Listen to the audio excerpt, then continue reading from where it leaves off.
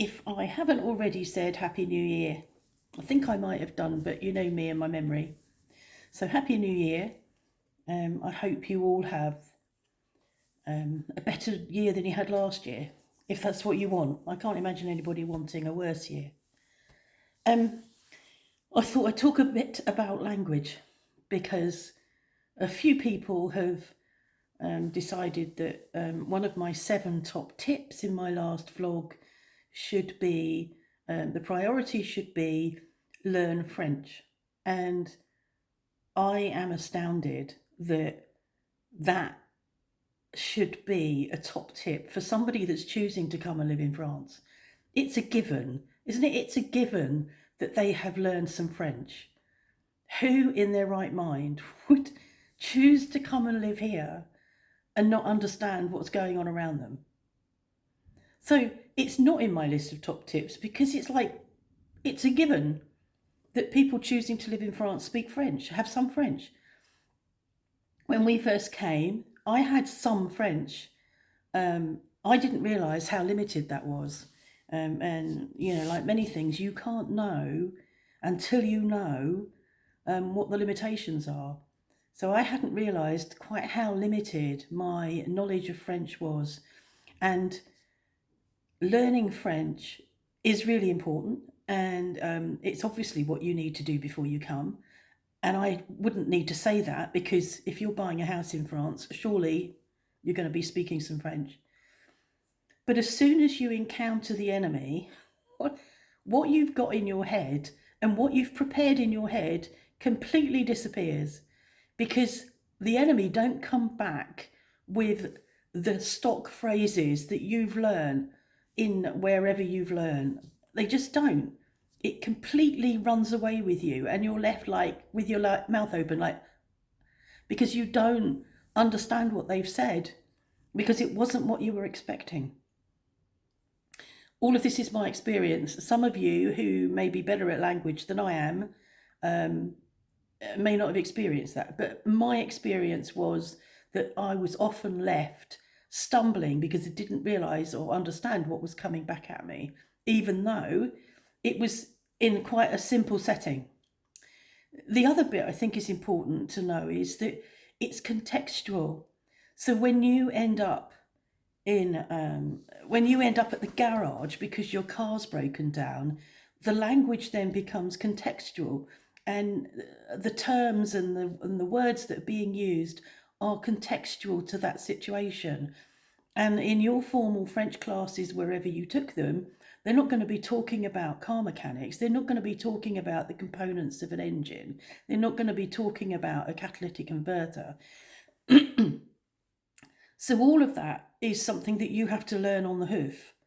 The same if you're in a medical establishment, you don't know all the names of the diseases in French. The autoimmune disease I have in English looks nothing like it is in French. And I hadn't heard of it in English anyway, so would never have known what was being said to me. When my doctor was first looking and trying to work out what was going on with me, we couldn't work out between us. He couldn't work out what he wanted me to know or to explain what it was I needed to know because the words didn't translate. They're different, completely different. And likewise in the notaire's office, the solicitor's office, it's contextual. So words that come up like tour d'échelle, droite de passage, vis caché, all of those are contextual to that situation and wouldn't have come up in your formal French classes. So yes, it's a given that people have got some understanding of French before they come here, but you can't understand all of it before you come. If you do, then well done. Well done, because I would love to be able to have, can't think of the word, manage the French language in that way. I didn't, and I still haven't. I do a lot in French. I live in France. I have my art class in French. Again, that's contextual. lots of words in there are not words that come up in your formal French classes in the UK. So I do really well in French. You know, I can more or less understand what's coming through on the telephone. I can more or less reply nowadays, which is really difficult. The other thing that you need to know is a top tip, is learn how to understand French at speed, because it comes back at you at speed, even when you tell people to slow down. That is one of the hardest things, is the speed at which people speak. And I know that French people who've been with us and we've been together, and when Mark and I are chatting, have said the same about us, that when we're talking between ourselves, it's fast. I think that's a really important thing. So when we came here 17 years ago, I spent a lot of time listening to Michel Thomas CDs. I spent a lot of time looking at using different resources for learning French.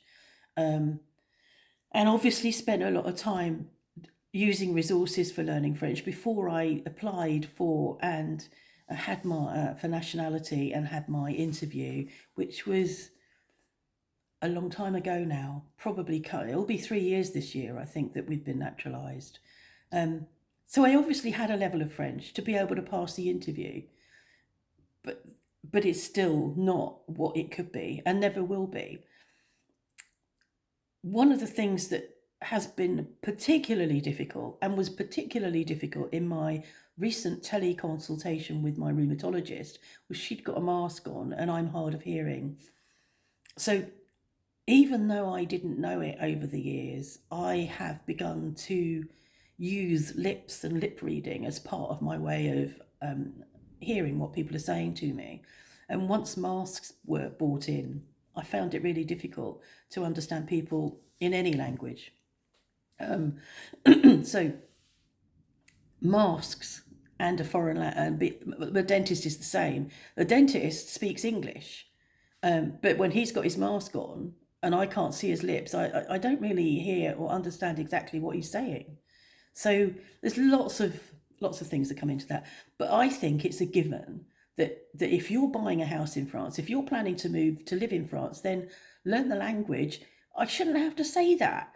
My viewers, people aren't that dumb, surely, that they need hand holding and told to learn the language. So that's why it wasn't among the top tips. And the title was a bit clickbaity, because why not? Everybody else does it. You may have noticed, my regular viewers, that I actually made a thumbnail. That's the first ever thumbnail I've ever made. Again, it was to create some clickbait. And they were the things, the tips that I mentioned are the things that came to me as I was reflecting on our move. So they're not 7 top tips, that other people, you go to someone else, there's hundreds of top tips for moving to France, or, as other people have pointed out, any other foreign country. And they were just my 7. And they weren't even in priority order. They were in the order that I'd thought of them. And people are just a bit pedantic, aren't they? Or a lot pedantic. I don't think you can be a bit pedantic. Pedantic. On a final note, regarding language, we were in Canada in May last year, and Canadians speak English. Most Canadians speak English. I know that there's a large portion that speak French, but most Canadians speak English. Canadian English, as Americans speak American English. And we were in Canada for 3 weeks, and I speak English. I've been watching quite a few vlogs, a lot of vlogs of Sandy Brock. She's a sheep farmer in Ontario. So I even felt that I'd attuned, not that I was deliberately doing it, but towards, heading towards the holiday. I thought, oh, well, I'm quite attuned now, having watched Sandy for so long. There were many times in Canada when I had to get somebody to repeat what they asked, repeat what they were saying, and that's in my own language. Now, I don't understand that. I don't know why, but that might be because I'm hard of hearing, or it might be because they said it so fast, or because it's not what you were expecting them to say. But many times I had to ask people to repeat what they'd said because I didn't understand what they were saying. So That's that on language. I'm still struggling with my throat. It's really pissing me off. We both tested negative for COVID last week. But I've got this throat thing left over, which I'm hopeful will just go away. But it's painful, so I'm still having to take analgesia. Mark had his last kine today. There was a gap because of COVID and Christmas. There was a gap, so he'd not been for 3 weeks, and he had his last one today because he's doing really well. He can cycle. I don't see him. I haven't followed him out to watch and see him on the bike out in the garage. And he's got my little step out there to help him get on because it's getting his leg over the crossbar is difficult. I haven't seen him on that, but watching him today on the velo at the kine was, I felt like a proud mother watching her son, because once he got on and did the first revolution, he was just away, and I was quite impressed with the speed at which he wasn't rushing, but I was impressed with the speed. It was like I think what happens is he has to get his head in gear and know that he can do it. And once he's off, and he did really well. So he had a good half hour at the kine, doing quite a few sort of strenuous exercises. I'm still tempted to get a multi-gym because what he's noticing is his left leg, which if you think both legs before the knee replacement, there would have been some diminishing of muscle mass, and because he's been working on his right one at kine, and at home, the left leg, it's apparent it's not as strong. So he was doing an exercise this morning and did the left leg as well, and could feel the difference in the strength of the left thigh, quad. I think it would have been a quad because he was extending his leg with a weight on it. That must have been his quad. I don't know. But yeah, he's doing really well. But he's finished kine, and we picked up the shopping and put that away. We both felt really tired. I cooked a quick dinner using leftovers from the fridge, and that's it. I'm not doing any more. That 1 milligram drop of steroids, because my rheumatologist wants me to drop, really knocked me off for the last 3 days, and I'm not going to continue the drop because I'm still fighting other illnesses and my immune system's under attack, and I need all I can get to support me. So I'm not going to do that yet, and I'll talk to. I might even write her a letter, because she didn't read what I'd written, and it wasn't ideal. So I'd probably write her a letter when I get around to it. Using a translator online. I think some people have been really good, and they've been really good at learning, and they've done all the grammar, and they write letters, and they do a lot of writing. I never did any of that, and never have done any of that, and it might be because I'm lazy, but that isn't how I learn. In any situation, in any studying I've done, in any professional studying I've done, it's always been in vivo. That's where I learn best, and hence when I'm in my art class and when I'm out and about in France, that's where I learn. I can't book learn. Can't or won't. I'm not going to get into that, but book learning's not up my street. Anyway, that's it for today. And I'm feeling blessed that I'm sitting in a warm house. Just making sure that doesn't go off. It's just my my iMac providing a bit of light. Sitting in a warm house, and the wind it's really windy. It's really wet. We've got thunderstorms due this afternoon, and I just feel so lucky.